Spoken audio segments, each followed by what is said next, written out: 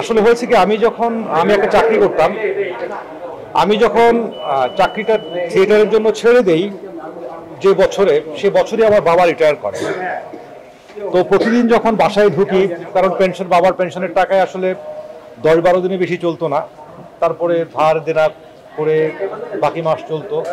তো আমার কাছে মনে হতো যে আমার মাথায় বিশাল ওজন, সেই ভার আসলে বহন করা খুবই কষ্ট ছিল। আমি আমার ফ্যামিলিকে, মা বাবাকে একটা সময়ে অনেক কষ্ট দিয়েছি, কারণ যেই সময় আমার উপার্জন করার কথা তো আমি করতাম, সেই উপার্জন ছেড়ে দিয়ে আমি শুধুই থিয়েটার করা শুরু করলাম।